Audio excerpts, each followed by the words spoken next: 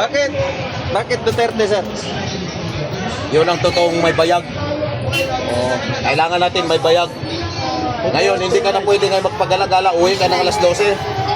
Hold up, abutin mo. Yan ang katotohanan. Kaya pahig ka sir na ibalik ang mga Duterte. Kung luluobin, why not? Pero kung may iba naman, walang problema. So suporta mo po ba yung in-endorse ni PRRD? Yung team so, suportahan ko. Pipiliin din natin, hindi naman Pipiliin lahat. din. Oh, yun. Oh, hindi naman lahat. Pipiliin nyo lang din po. Pipiliin din natin sino yung karapat-dapat. Tayo sa tanong, bakit si Duterte?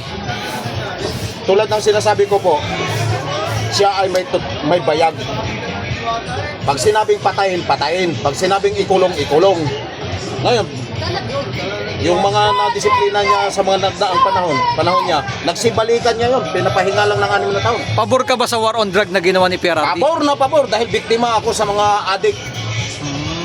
Dapat bitain, hindi lang tukhang dapat bitain, balatan ng buhay. Sa ngayon po ba sir, sa 3 years na experience ni PBBM, Wala akong na-experience na ano.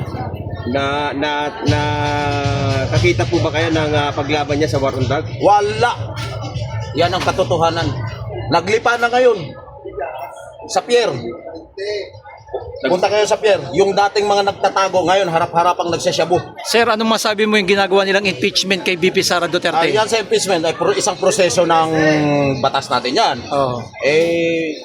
Bahala na sila mag-usap. Pero dapat, kung ang dahilan lang yung isang bagay na question nila para impeach yung DC natin, tulad ng sinasabi, gamitin natin termino ni Congressman Marcoleta, bakit hindi lahat ng mga ahensyang may intelligence fund, hindi bistigan from the office of the president hanggang sa office of the mayor, hanggang sa barangay captain?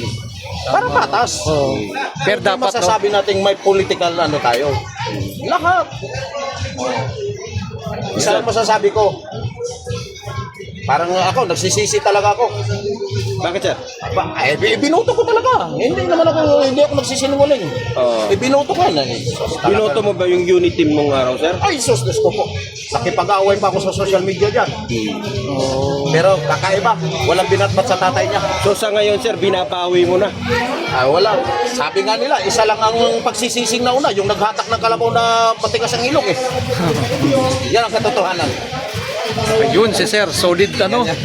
Solid Duterte talaga. Salamat sir.